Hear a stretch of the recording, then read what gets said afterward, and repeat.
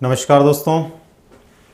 देखिए, काफ़ी देर से आपके मैसेजेस आ रहे हैं कि उल्टी गिनती शुरू हो गई है, 2 सेकंड बाकी हैं और 1 मिनट बाकी हैं। सबसे पहले तो बहुत बहुत धन्यवाद कि आप लोग इस तरह से वेट करते हैं, इंतज़ार करते हैं। तो दोस्तों, इंतज़ार की घड़ियां जो है अब समाप्त हो चुकी है और मैं आपके सामने हूं। दोस्तों, कल अपनी क्लास जो है निर्मल सर का जो लाइव था इस वजह से नहीं हो पाई थी। आज फिर हम आगे बढ़ते हैं। जैसे कि हम पीछे 2 दिनों तक छोटे छोटे बिंदु को लेकर के बात कर रहे थे, आज फिर एक नए बिंदु के साथ में हम यहाँ पर बातचीत करेंगे। सबसे पहले तो यहाँ पर अभी कुछ विद्यार्थी लिख रहे थे कि किसी का बर्थडे है मिस्टर रोहित कुमार का, तो उसको भी मेरी तरफ से बहुत बहुत मुबारकबाद। साथ ही साथ बाकी सब लोगों को गुड आफ्टरनून और आज के दिन का नमस्कार। दोस्तों, शुरुआत करते हैं आज के बिंदु को लेकर के। लेकिन आज का बिंदु शुरू होने से पहले, जैसे कि आपको विदित होगा, हमने बातचीत की थी पिछली क्लास के समय कि क्लास के अंदर क्या हमने पढ़ा है, उस दिन हमने क्या बातचीत की थी, उसको लेकर के कुछ प्रश्नों के साथ में मैं उपस्थित होने वाला हूं। तो सबसे पहले मैं कुछ प्रश्नों की बात करूंगा और फिर उसके बाद में आज के बिंदु को लेकर के हम बात करने वाले हैं। दोस्तों, उस दिन जैसा कि आपको विदित होगा, हम लोगों ने पढ़ा था विकास इज इक्वल टू वंशक्रम और वातावरण का मल्टीप्लाई, जो रिजल्ट आता है उसके बारे में। या यूं कहें कि हमने पढ़ा था उस दिन विकास और वातावरण का गुणनफल, वातावरण और वंशक्रम का गुणनफल है विकास, इस मुद्दे को लेकर के। तो वहीं से हम बातचीत शुरू करते हैं प्रश्नों को लेकर के। 2-3 प्रश्नों के माध्यम से हम बातचीत शुरू करेंगे, फिर अपने मूल बिंदु पर आते हैं जो आज हमें बातचीत करनी है। दोस्तों, उसके अंदर हमने जो पढ़ा था उसमें एक प्रश्न अपने को पूछा जा सकता है, बहुत ही आसान प्रश्न है। वो पूछा जा सकता है कि विकास जो है, विकास में वंशक्रम एवं वातावरण का या की भूमिका, लिख सकते हैं अपन की भूमिका है। दोस्तों, यहां पर पिछली क्लास में बहुत सारे स्टूडेंट्स ने कमेंट भी किए थे और कुछ ने लिखा भी था कि भाई कौन ज़्यादा महत्वपूर्ण है, कौन सा कम महत्वपूर्ण है। उसी को लेकर के ये प्रश्न निकल कर के आया है कि विकास में वंशक्रम एवं वातावरण जो है उसकी भूमिका है। इसके अंदर अपने पास में एक ऑप्शन हो सकता है समान, बी ऑप्शन हो सकता है एक दूसरे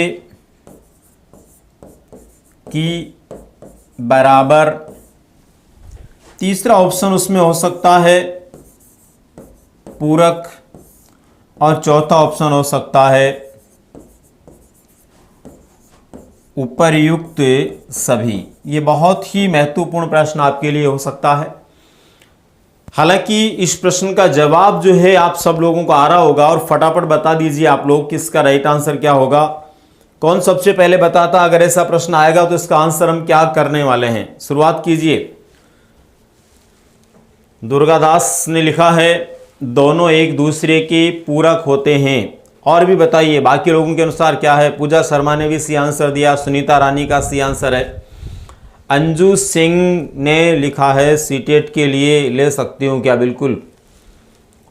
सोनू फौजदार ने डी आंसर दिया। देखो, इसमें सी और डी आंसर आ रहे हैं, बाकी कोई आंसर नहीं आ रहा। मैक्सिमम लोग इसमें सी आंसर दे रहे हैं, कुछ लोग इसके अंदर डी आंसर दे रहे हैं। रियलिटी में इसका क्या आंसर होगा, उस आंसर तक अपने को पहुंचना है।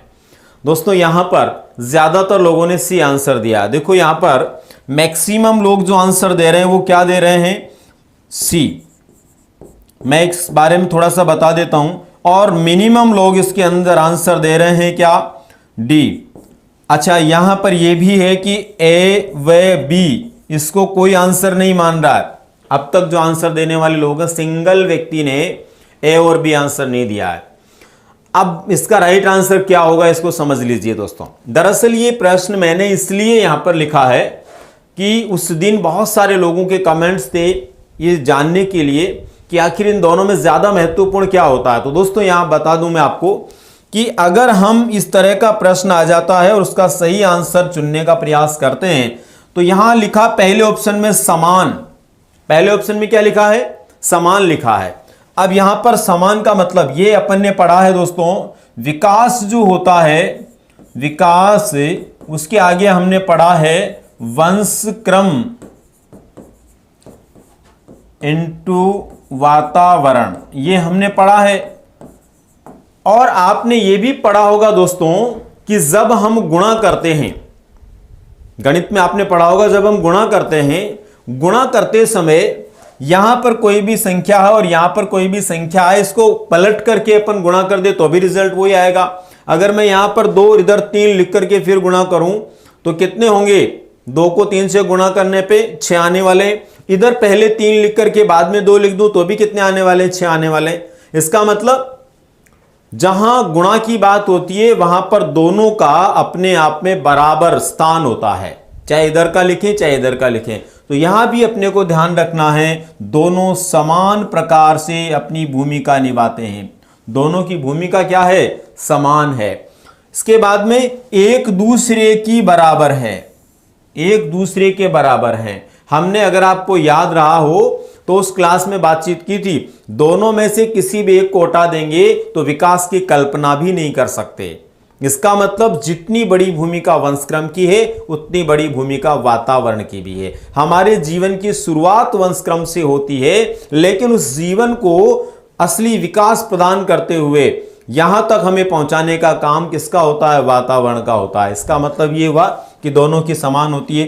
पूरक मैंने स्पष्ट शब्दों में आपको बताया था, दोनों एक दूसरे के क्या हैं, पूरक हैं, एक के बिना दूसरा अधूरा है। तो बताइए दोस्तों अब राइट आंसर क्या होगा यहां पर, जब ये सभी ऑप्शन हो सकते हैं तो हमारा राइट आंसर होगा डी। यहां पर बहुत लोग जिन्होंने सी ऑप्शन दिया वो कहीं भी गलत नहीं है, क्योंकि उस क्लास में हमने बार बार ये पढ़ा था पूरक होते हैं, पूरक होते हैं, तो उनके माइंड में ये बात बैठ गई। लेकिन मुझे इस बात का पता था कि ये गलती आप कर दोगे, और इसीलिए इस तरह के ऑप्शंस बता करके मैं ये चाहता हूं कि भविष्य में ऐसा प्रश्न आए तो गलती नहीं करनी है। अगर वहां पर ऑप्शन समान आ जाए मान लीजिए तो सही है, एक दूसरे के बराबर आ जाए तो सही है, वहां पर पूरक आ जाए तो सही है, और सबसे बड़ी बात यह कि इस तरह से देख करके अपने को पूछ ले तो चारों वहां पर सही है। निश्चित रूप से अब आपको समझ में आ गई होगी ये बात। काफी लोगों ने जो है इसमें डी आंसर लिख भी दिया, और याद भी रखना दोस्तों, भूलना नहीं है। कभी कभी क्या छोटी छोटी बातें ऐसी होती है जो आगे चल करके हमारे लिए टेंशन बन जाती है। उस दिन भी कई लोगों ने लिखा, इसीलिए मैंने इसको क्लियर किया है। स्पष्ट हो गया दोस्तों। रामेश्वर ने लिखा है प्रयोजनवाद का जनक कौन है, सब बताएंगे आप चिंता मत करो। बीच बीच में प्रश्न कभी नहीं पूछना अपने को, एक तो ये ध्यान रखा करो पढ़ते समय। अच्छा बीच में क्यों नहीं पूछना, उसका रीजन समझना आप। अगर मैं जिस ट्रैक पे जिस बिंदु पे चल रहा हूं उसको छोड़ के दूसरे पे चला जाऊंगा तो तय सी बात है उस तरफ अपना समय खराब हो जाएगा, और जिस बिंदु के लिए मैं आज आया हूं उस बिंदु पे बात नहीं हो पाएगी। इसलिए हमेशा ध्यान रखो, जिस दिन जो बिंदु चल रहा है उसके जो प्रश्न आप लिख दीजिए। आज जैसे मैंने यहां पर क्लियर किया वैसे अगले दिन मैं सारे प्रश्नों को स्पष्ट करने वाला हूं, तो ये सबसे पहले अपने को ध्यान रखना, ठीक है दोस्तों। अब इसके बाद में एक और प्रश्न जो है इसके अंदर है जो अपने को ध्यान में रखना है। एक प्रश्न और अपने को इसमें क्या पूछा जा सकता है, देखो, विकास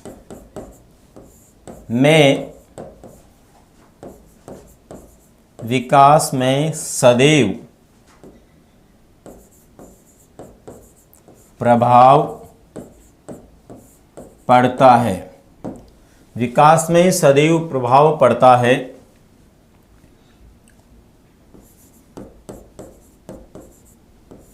बाह्य वातावरण का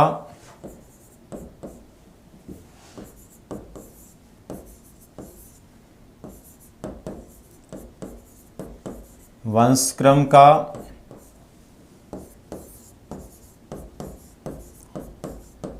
दोनों का स्पष्ट नहीं कहा जा सकता, स्पष्ट नहीं कहा जा सकता। देखो प्रश्न जो है बहुत आसान है, बहुत सरल सा प्रश्न है। अब अपने को इस प्रश्न का जवाब ढूंढना है, तो क्या होगा बताइए फटाफट से, क्या आंसर होगा इसका। अंशु सैनी ने क्या लिखा है, उत्कर्ष से हमें उम्मीद है। बिल्कुल बिल्कुल, उत्कर्ष से जितनी उम्मीदें पूरी होगी सब, पूरे मन के साथ में आप पढ़िए, हर क्लास को पढ़िए। उम्मीद हमेशा उत्कर्ष पूरी करेगा, उस स्थिति में जब हम पूरे मन के साथ में, उत्कर्ष के साथ में होंगे। और मुझे भरोसा है दोस्तों आप सब बहुत मन के साथ में हो, क्योंकि 8 बजे की क्लास आज मैं 12:15 बजे लेकर के आया, फिर भी आपने बेसब्री से इंतजार किया, तो ये इस बात का प्रतीक है, इस बात का सूचक है कि डेफिनेटली आप पूरे मन से उत्कर्ष के साथ में जुड़े हुए।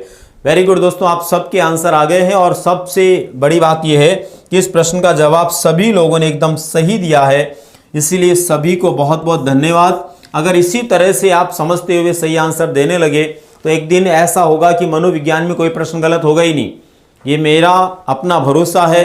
आप लोगों को इस बात पर गौर करना है। प्रश्न की भाषा कुछ भी हो सकती है, अभी आप देखते जाइए, आगे से आगे बहुत सारे क्लिष्ट प्रश्न भी आने वाले हैं, बहुत जटिल प्रश्न भी आने वाले हैं। अच्छा, बीच बीच में मैं जब 3, 4, 5 दिन हो जाएंगे, 4-5 क्लास होने के बाद में मैं कुछ प्रश्न स्पेशली ऑलरेडी पहले से बने हुए भी लेकर के आने वाला हूँ। उनके अंदर कम समय के अंदर अपने को बहुत सारे प्रश्न देखने को मिलेंगे और काफ़ी कुछ हम उसके अंदर सीख पाएंगे, समझ पाएंगे। तो उम्मीद करता हूं दोस्तों इन 2 प्रश्नों के आधार पर मुझे इस बात का अंदाजा हुआ है कि आप लोग निश्चित रूप से जो पढ़ रहे हैं वो समझ पा रहे हैं। आशा करता हूं आज की क्लास में भी आप इसी प्रकार से समझने का प्रयास करेंगे और निश्चित रूप से आज की क्लास के बाद जब अगली क्लास कल शुरू होगी अपनी, अच्छा ये भी ध्यान रखना कल अपनी क्लास सुबह 8 बजे ही है और कल से ही सदैव अपनी क्लास का समय क्या रहेगा, 8 बजे रहेगा, इसलिए वो चेंज नहीं होगा। किसी कारण से आज चेंज हुआ, अब आगे से अपने को 8 बजे ही मिलना और 8 बजे आपको बिल्कुल तैयार रहना है, मैक्सिमम दोस्तों के साथ में, क्योंकि आपके साथ साथ आपके फ्रेंड्स को भी यदि फायदा मिलेगा, उनका भी भला होगा दोस्तों, तो निश्चित रूप से आपको दुआएं देंगे। और कई बार दुआएं अपने लिए बहुत काम करती है, उनकी दुआएं आपको भी काम आएगी। ठीक है, तो चलिए दोस्तों शुरुआत करते हैं आज के अगले बिंदु की। ये तो सब समझ गए, इसका आंसर क्या होना है, सी होना है। दोनों बाह्य वातावरण का भी प्रभाव होता है और वंशक्रम का भी प्रभाव होता है, दोनों का प्रभाव होता है। और आप सबने इसका एकदम परफेक्ट आंसर दिया है, इसके लिए सभी को बहुत बहुत धन्यवाद। चलिए आज का बिंदु क्या था, आप सबको अच्छी तरह से याद होगा, फटाफट से लिख दीजिए आज का बिंदु क्या था। जहां तक मुझे उम्मीद है आप सबको पता है आज के बिंदु को लेकर के, और फिर भी किसी को पता नहीं है तो मैं बता देता हूं दोस्तों, आज का हमारा बिंदु है वंशक्रम एवं जीवन। दोस्तों ये हमारे लिए इतना महत्वपूर्ण बिंदु है, इतना महत्वपूर्ण बिंदु है कि यदि विभिन्न राज्यों की टेट परीक्षाओं, स्पेशली यूपी टेट की परीक्षा को लेकर के हम बात करें, सुपर टेट की परीक्षा को लेकर बात करें, सी टेट की परीक्षा को लेकर बात करें या अन्य राज्यों की टेट परीक्षा को लेकर बात करें, हर परीक्षा के अंदर यहां से निश्चित रूप से प्रश्न पूछा जाता रहा है। और निश्चित रूप से यहां से पूछे जाने वाले प्रश्न में कई कंफ्यूजन होते हैं कई लोगों के मस्तिष्क में, तो आज वो कंफ्यूजन अपने को दूर करना है। कुछ महत्वपूर्ण बातें, और वो भी बहुत शॉर्ट तरीके से हम यहां सीखने वाले हैं। हमारा जीवन जो है वो कैसे शुरू होता है और वंशक्रम में उसका क्या प्रभाव होता है, वंशक्रम के अंदर हमारा जो जीवन शुरू होता है वो कैसे होता है और उसका क्या प्रभाव होता है, उसको लेकर के यहां हम बातचीत करने वाले हैं। तो दोस्तों यहां पर देखिए हमारा जीवन कैसे शुरू होता है, उसका एक आरेख सबसे पहले हम बनाएंगे और फिर उस आरेख के आधार पर हम समझने का प्रयास करेंगे। तो सबसे पहले दोस्तों हमारे जीवन के लिए हमारे माता और पिता जो होते हैं ये सबसे महत्वपूर्ण होते हैं। जीवन किससे शुरू होता, हमें जीवन किसने दिया भाई, हम सबको अपना जीवन अपने माता पिता से मिला, ये आप सबको पता अच्छी तरह से। ठीक है, तो यहां पर सबसे पहले नंबर पर हम बात करते हैं दोस्तों माता और पिता जो है उसके माध्यम से हमें जीवन की प्राप्ति कैसे होती है। दोस्तों माता जो है उसमें भी और पिता जो है उसमें भी, इन दोनों के अंदर ही एक मानव कोशिका जो होती है उसमें 46 गुणसूत्र होते हैं। ये तो आपने पढ़ा ही होगा, एक मानव कोशिका में 46 गुणसूत्र होते हैं, माता की है उसमें भी और पिता की है उसमें भी। ठीक है, एक मानव कोशिका में कितने गुणसूत्र होते हैं, 46 गुणसूत्र होते हैं। दोस्तों 46 गुणसूत्र वाली कोशिका जो है उसकी आदि कोशिका, जिसको हम अर्धकोश बोल सकते हैं, उसमें कितने गुणसूत्र होंगे, 23 गुणसूत्र होंगे। ये एक प्रकार से जनन कोश होते हैं, ये तो मूल कोशिका होती है। इसके बाद में देखो जनन कोश होते हैं, जनन कोश, ये जो जनन कोश होते हैं ये आदि कोशिका के रूप में होते हैं और इस आदि कोशिका के अंदर केवल कितने गुणसूत्र होते हैं, 23 गुणसूत्र होते हैं। ये अपने को ध्यान रखना है। जनन कोष में चाहे वो पिता की है चाहे वो माता की है, उसमें कितने गुणसूत्र होंगे? 23 गुणसूत्र होंगे। ठीक है, ये 23 गुणसूत्र वाली माता की तरफ से आने वाली जनन कोष या कोशिका या अर्धकोष है, उसको अलग नाम से जानते हैं, और पिता की तरफ से आने वाली को अलग नाम से जानते हैं। माता की तरफ से जो आते हैं उसको हम बोलते हैं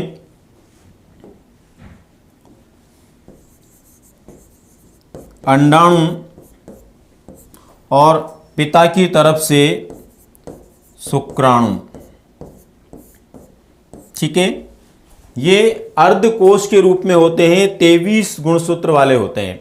दोस्तों, इनको हम जनन कोष जो होते हैं इनको हम अर्धकोश भी कह सकते हैं, किसी तरह से कोई इसमें दिक्कत नहीं है। अगर आपको कहीं अर्धकोश लिखा हुआ मिले तो भी आपको ध्यान रखना है, अर्धकोश भी वही है, जनन कोष भी वही है, अगर आप शुक्राणु या अंडाणु के रूप में जानते हैं तो भी वही है। ठीक है दोस्तों, ये जब मिलते हैं या ये संयोग करते हैं तो इनके संयोग से, जैसे कि आप समझ रहे होंगे, 23 गुणसूत्र इधर से आते हैं, 23 इधर से आते हैं, तो दोनों के मिलाकर यहां जो गुणसूत्र होते हैं वो कितने हो जाएंगे? 46 गुणसूत्र हो जाएंगे। 23 और 23 गुणसूत्र मिलकर कितने हो जाएंगे? 46 गुणसूत्र हो जाएंगे। ये 46 गुणसूत्र होने का मतलब क्या हो गया दोस्तों? ये एक पूर्ण कोशिका हो गई। ये क्या हो गई? पूर्ण कोशिका। और ये जो एक पूर्ण कोशिका होती है, इस कोशिका को कहते हैं जाइगोट। इस कोशिका का नाम क्या ध्यान रखना अपने को? इस कोशिका को जाइगोट कहते हैं। और ये जो जाइगोट होता है दोस्तों, इस जाइगोट को जो है अपन संयुक्त कोष भी कह सकते हैं, क्योंकि दो अर्धकोशों से मिलकर के ये बनता है, इसलिए इसको क्या कहा जाता है? संयुक्त कोष भी कहा जा सकता है। राइट, आप समझ गए होंगे बात को आप, कि यहां से 23 गुणसूत्र माता की तरफ से, 23 पिता की तरफ से मिलते हैं, दोनों मिलने के बाद में 46 गुणसूत्र हो जाते हैं। ये 46 गुणसूत्र मिलकर के एक जाइगोट नामक कोशिका बनाते हैं, जिसको हम संयुक्त कोष भी कहते हैं। ये पूर्ण कोशिका इसलिए होती है कि एक मानव कोशिका में कुल 46 गुणसूत्र होते हैं, और इसमें भी कितने हो जाते हैं? 46 गुणसूत्र हो जाते हैं। इस आधार पर अब अपने को ये ध्यान में रखना दोस्तों कि ये यहां पर ये एक जो कोशिका है, इससे हमारे जीवन की शुरुआत होती है। हमारे जीवन की शुरुआत जो होती है वो किससे होती है? इसी कोशिका से होती है, जिसको हम क्या कहते हैं? जाइगोट कहते हैं। कई बार परीक्षा में प्रश्न आ गया, मानव जीवन की शुरुआत जो है वो कितनी कोशिकाओं से होती है? एक कोशिका से, 32 कोशिकाओं से, असंख्य कोशिकाओं से? तो ध्यान रखना है, बिल्कुल नहीं भूलना है। चाहे किसी भी परीक्षा में ये पूछा जाए प्रश्न, अपने को अच्छी तरह पता होना चाहिए दोस्तों कि माता और पिता की तरफ से आने वाले 23 जो गुणसूत्र होते हैं, उनसे बने जनन कोषों के संयोग से एक 46 गुणसूत्रों वाली संयुक्त कोशिका बनती है या संयुक्त कोष बनता है। इसी संयुक्त कोष को हम जाइगोट कहते हैं, और इसी से मानव जीवन की शुरुआत होती है। समझ गए होंगे आप लोग? ध्यान रखेंगे आप, एक बार फटाफट से लिख दीजिए सब लोग, कितनी कोशिकाओं से मानव जीवन की शुरुआत होती है? यस, मानव जीवन की शुरुआत कितनी कोशिकाओं से होती है? क्या ये समझ में आ गया आपके? फटाफट से लिख दीजिए। जाइगोट एक सेल होती है, एक कोशिका होती है, जिससे हमारे जीवन की शुरुआत होती है। यस, बिल्कुल। लास्ट एग्जाम में आया था, वो भी बताओ सर, प्लीज बताएंगे। ये पिछली परीक्षा के अंदर भी पूछा गया है इस तरह का प्रश्न, विशेषकर सीटेट में ये प्रश्न पूछा जा चुका है, विभिन्न राज्यों की टेट परीक्षा में ये प्रश्न आ गया है ना, और आपके भी आ सकता है, पूरी संभावना रखता आने वाली परीक्षा में भी। ठीक है, तो यहां पर दोस्तों सबको समझ में आ गई, और सब लिख भी रहे हैं कि मानव जीवन की शुरुआत जो है एक कोशिका से होती है। 46 जो है ये गुणसूत्रों की संख्या होती है एक मानव कोशिका में, पर जीवन की शुरुआत कितनी कोशिकाओं से होती है ये पूछेंगे आपको, गुणसूत्रों से नहीं पूछेंगे, ये ध्यान रखना आपको। ये कोई गलती से 46 जो है गुणसूत्र लिख रहा है, एक ने लिखा वीर सिंह ने 46 सेल्स, 46 सेल्स नहीं होती डियर, 46 गुणसूत्र होते हैं। ठीक है, सेल्स तो एक ही होती है जिसको हम जाइगोट के नाम से जानते हैं। ठीक ठीक है, दोबारा से मैं एक बार इसको रिपीट करता हूं, फिर आगे बढ़ेंगे। माता और पिता की तरफ से 23 गुणसूत्रों वाली जो है सेल एक आती है, जिसको हम अर्धकोश कहते हैं। अंडाणु या शुक्राणु के रूप में इनको हम जान सकते हैं। इनसे 46 गुणसूत्र हो जाते हैं, 23 मिलकर के 46 गुणसूत्र होने का मतलब एक पूर्ण कोशिका बन जाती है। इस पूर्ण कोशिका को हम संयुक्त कोश भी कह सकते हैं। ये जो संयुक्त कोश है इसको हम जाइगोट कहते हैं, और इसी जाइगोट से हमारे जीवन की शुरुआत होती है। तो सबसे पहला प्रश्न आज का हमारा बिल्कुल स्पष्ट हो गया है। किसी को स्पष्ट नहीं हुआ हो तो फिर इस क्लास को रिपीट करके आप देखना, आपको फिर ये बात समझ में आ जाएगी। पर इसको ध्यान रखना, ये बहुत बार आ चुका, फिर आने की पूरी संभावना रखता है। ठीक है दोस्तों, तो हमारे जीवन की शुरुआत कैसे होती है इसको लेकर के पहला स्टेप हमने आज में देखा है। हम बात करते हैं दूसरे स्टेप की। दूसरा जो स्टेप है वो क्या है? दूसरा स्टेप है वो क्या है? रचना सिंह ने लिखा है 1 और 23 जोड़ी गुणसूत्र। अरे एक कोशिका और जोड़ी के रूप में पूछे तो गुणसूत्र, लेकिन यहां प्रश्न जो आएगा वो केवल सेल को लेकर के आएगा, गुणसूत्रों को लेकर नहीं पूछेंगे। अच्छा, क्यों नहीं पूछेंगे इसके रीजंस भी मैं आपको बता देता हूं। 99% जो है आपके माइंड में ये होता है कि ये चीजें हम पढ़ रहे हैं तो इसके अंदर अपने को ये सब पूछा जा सकता है, अंडाणु क्या है, शुक्राणु क्या है, ये क्या वो क्या, इनसे कोई लेना देना नहीं तुमको। हम यहां पर बायोलॉजी नहीं पढ़ रहे हैं, यहां हम जेनेटिक्स नहीं पढ़ रहे हैं, यहां पर हम क्या पढ़ रहे हैं? साइकोलॉजिकल तरीके से हमारे जीवन के डेवलपमेंट को लेकर कॉमन सेंस की बातें पढ़ रहे हैं। ऐसी स्थिति में हमें क्या पूछा जा सकता है ये हमारे माइंड में पहले से होना चाहिए। हम में से बहुत सारे विद्यार्थी होते हैं, हम में से बहुत सारे विद्यार्थी होते हैं दोस्तों, जिनमें आप भी सम्मिलित हो सकते हैं। उनके दिमाग में ये होता है कि ये भी पढ़ लें, वो भी पढ़ लें, वहां तक पढ़ लें। कभी नहीं जाना। सक्सेस के लिए केवल और केवल उन चीजों को पढ़िए जो काम की है। बहुत सारे विद्यार्थी हैं, लाखों की संख्या में स्टूडेंट्स हैं मेरे, जो मेरे पास में कभी कमेंट्स करते हैं, कभी फेसबुक पे, कभी व्हाट्सएप पे, कभी कहाँ पे, और वो कई ऐसे प्रश्न लिख करके भेजते रहते हैं जो बिल्कुल उनके काम के नहीं है। तो आपको भी ध्यान रखना है, किसी तरह से इन चीज़ों पे आपको गौर नहीं करना। जितना आपको बताया जा रहा है, जिस लेवल तक आपको बताया जा रहा है, वो आपके काम का, बस उसी को आपको पढ़ना है। और ये मान के चलिए यूपी टेट की परीक्षा के अंदर सिंगल प्रश्न बाहर से नहीं आने दूंगा। ये मेरा आपसे एक प्रकार से वादे टूट जाते हैं, भरोसा दिला रहा हूँ आपको मैं। ये मेरा अपने आप पे भरोसा है और आपको भी भरोसा रखना है। और अगर आपने भरोसा रखा तो सिंगल क्वेश्चन बाहर से नहीं आएगा, चाहे वो सुपर टेट हो चाहे यूपी टेट हो। एक और बता देता हूँ, बहुत सारे लोग जो है पिछले दिनों में कमेंट्स कर रहे थे, बहुत सारे लोगों ने लिखा भी है, कई माध्यमों से हम तक पहुंचाया कि सुपर टेट के लिए भी जो अलग से क्लास हो। बिल्कुल आवश्यकता नहीं है। मैं पहले ही बता चुका हूँ, सबसे पहले हम जो टॉपिक्स लेने वाले हैं या ले रहे हैं वो सुपर टेट और टेट दोनों में कॉमन जो टॉपिक्स हैं उनको लेकर हम बात कर रहे हैं। इसलिए आपको इधर उधर भटकने की जरूरत नहीं है। आपको ये ध्यान रखना है कि हम दोनों को ही पढ़ रहे हैं। और मैं ये भी बता दूंगा बीच बीच में जब भी आएगा तब कि ये टॉपिक जो है केवल सुपर टेट के काम का और ये केवल टेट का।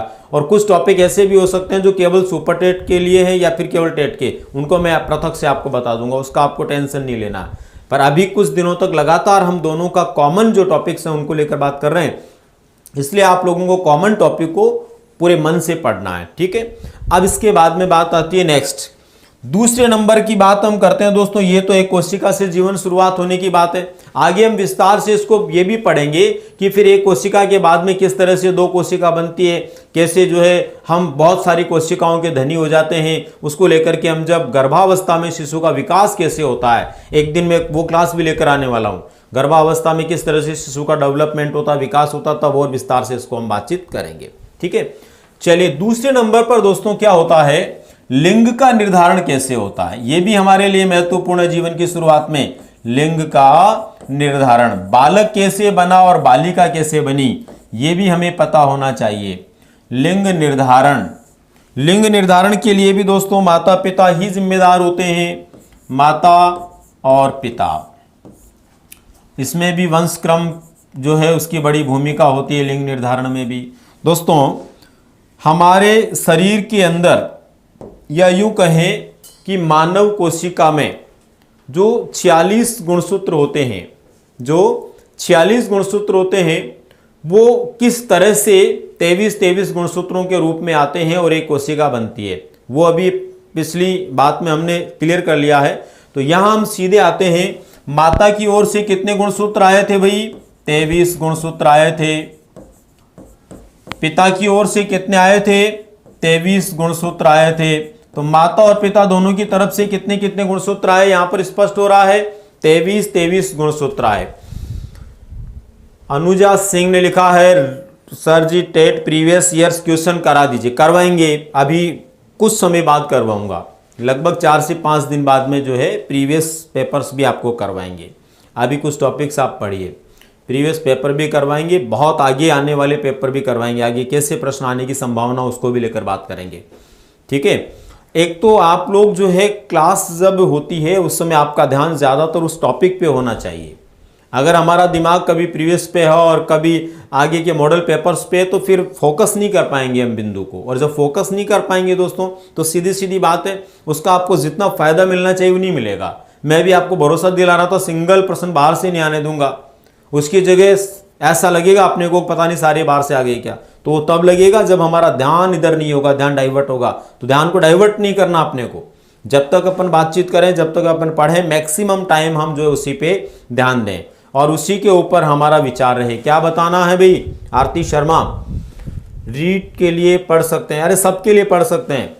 आप जो है अध्यापक पात्रता परीक्षा किसी भी स्टेट की है, वो मध्य प्रदेश की है, राजस्थान की है, गुजरात की है, यूपी की है, कहीं की भी ये पढ़ सकते हैं।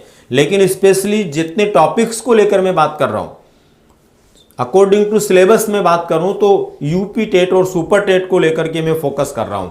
लेकिन साइकोलॉजी वही होता है, आप हिंदुस्तान में पढ़े तो भी वही और दुनिया के दूसरे देश में पढ़े तो भी वही, टॉपिक्स वही है, इसलिए उसके लिए कोई चिंता नहीं है, कोई भी किसी भी परीक्षा के लिए पढ़ सकता है, ठीक है।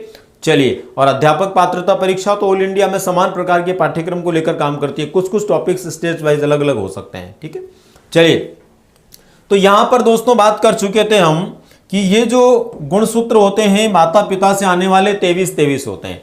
अब ये 23 गुणसूत्रों में से कौन किस प्रकृति का होता है ये अपने को आइडिया होना चाहिए दोस्तों।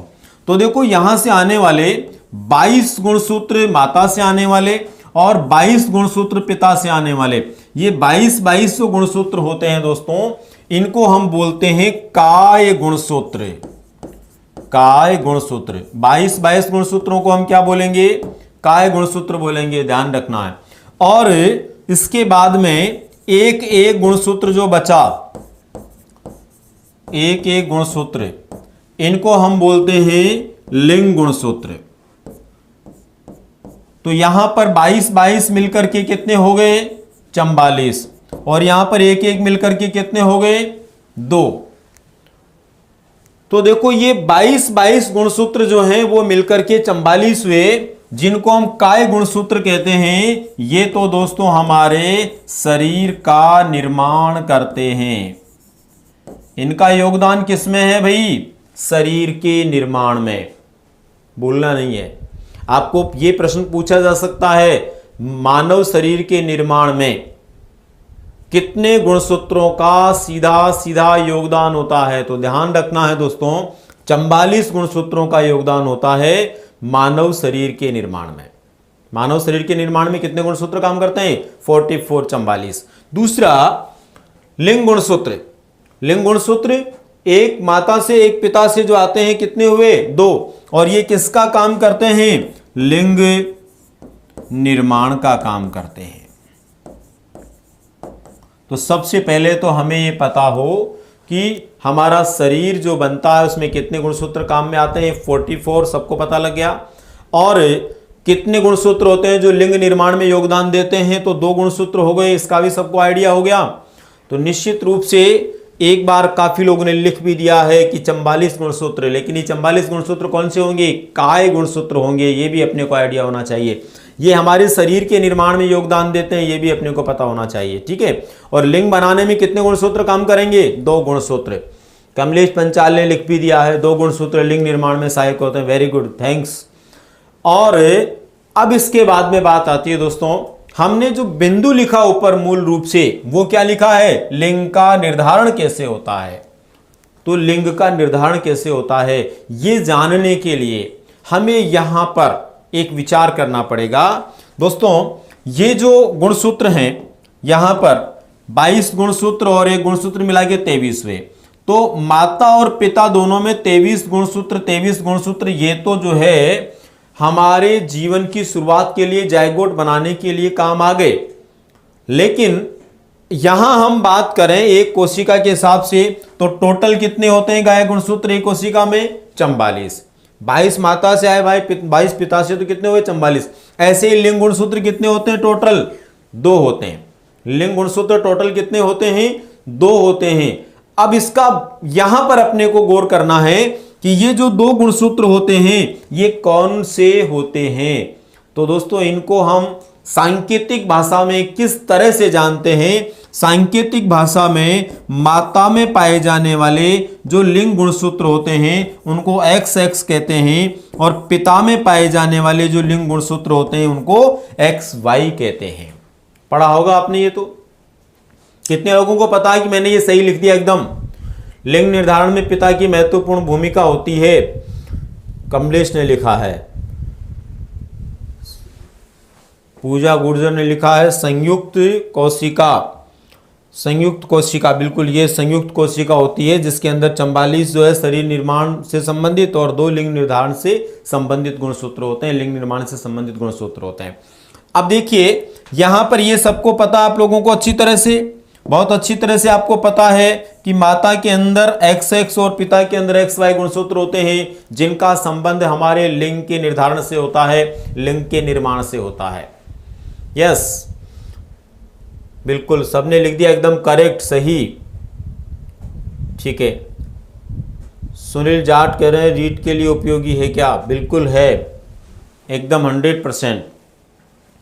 अब इसके अगले मुद्दे पर आते हैं हम दोस्तों। जब हमें ये पता चल गया कि माता के अंदर ये XX होते हैं, पिता के अंदर XY होते हैं, ठीक है, ये XX जैसे एक एक मिलकर के यहाँ पर कितने हुए? 2 हुए, उसके आधार पर यहाँ पर 2 हो गए XX, या पिता में भी कितने हो गए? XY।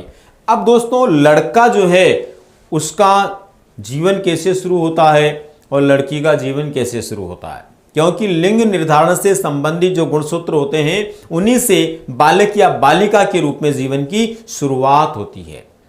तो कैसे होती है उसी को लेकर के अब यहां पर बात करते हैं।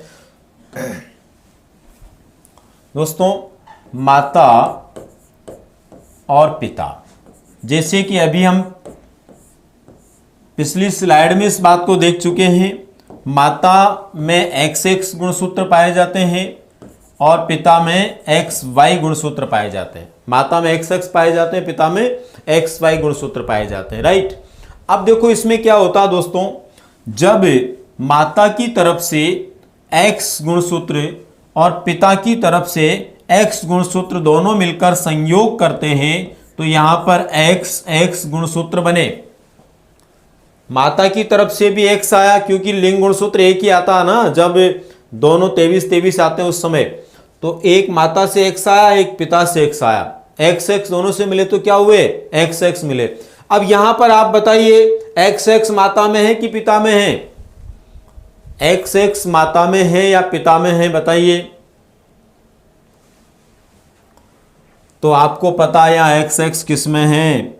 माता में है। इसका मतलब ये हुआ कि यहां पर XX मिलने के बाद में यहां पर जो लिंग बनेगा वो कौन सा बनेगा? स्त्रीलिंग बनेगा।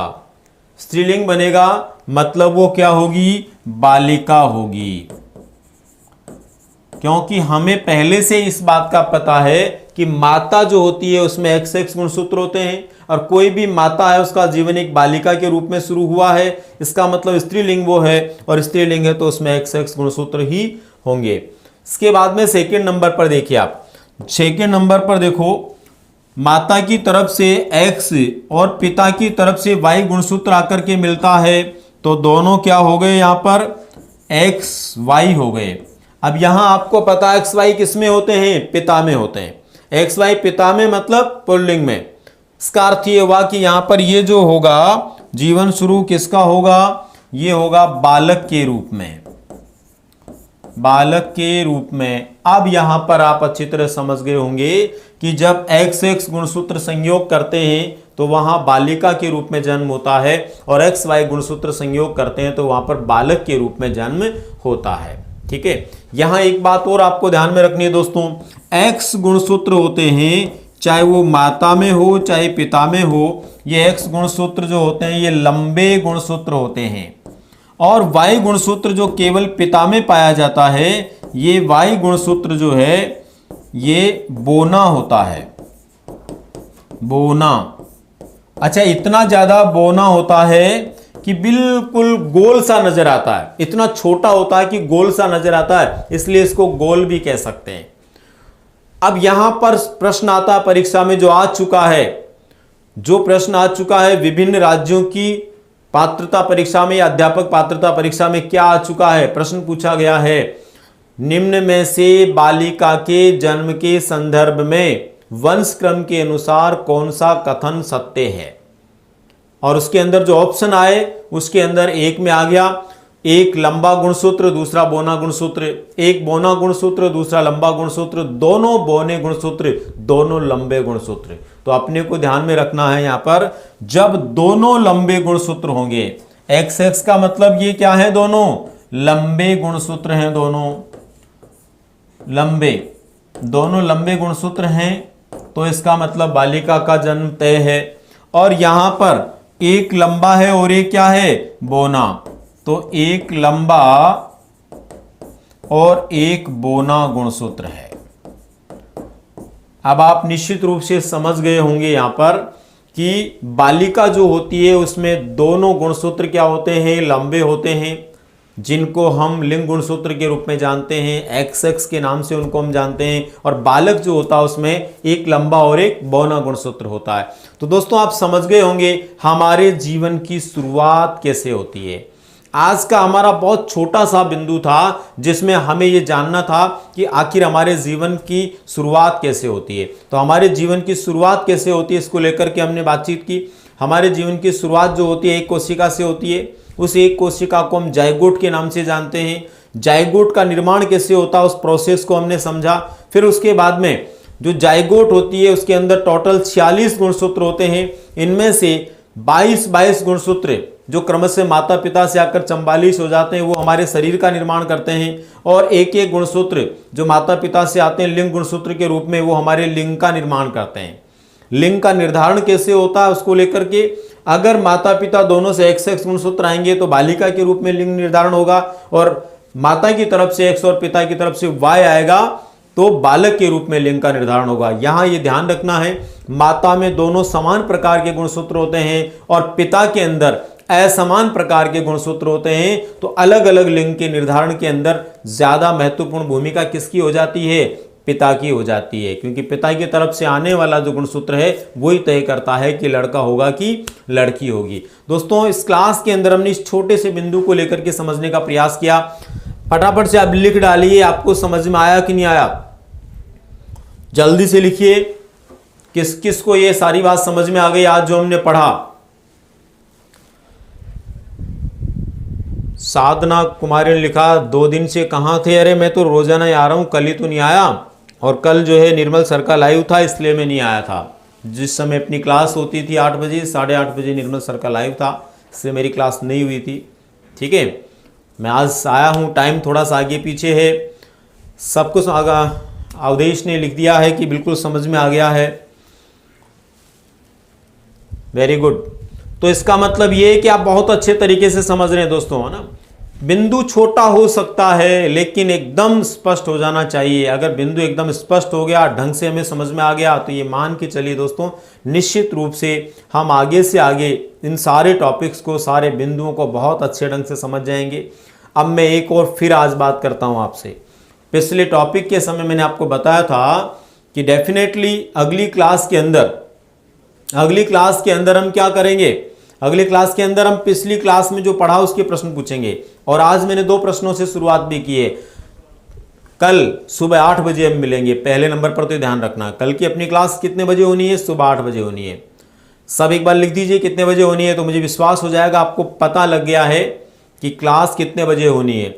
दूसरे नंबर पर यह भी ध्यान रखना दोस्तों आपको कि कल अपनी सुबह क्लास 8 बजे जब होगी तो आज जो 3 बातें हमने सीखी है, फर्स्ट नंबर पर हमारे जीवन की शुरुआत कैसे होती है, सेकंड नंबर पर कितने कितने गुणसूत्र हमारे शरीर और लिंग के निर्माण में काम करते हैं, सहयोग करते हैं, और कौन कौन से प्रकार की गुणसूत्र मिलकर के लिंग का निर्धारण करते हैं बालिका और बालक के रूप में। Very good. तो सबने 8 बजे लिख दिया, मतलब सबको पता लग गया।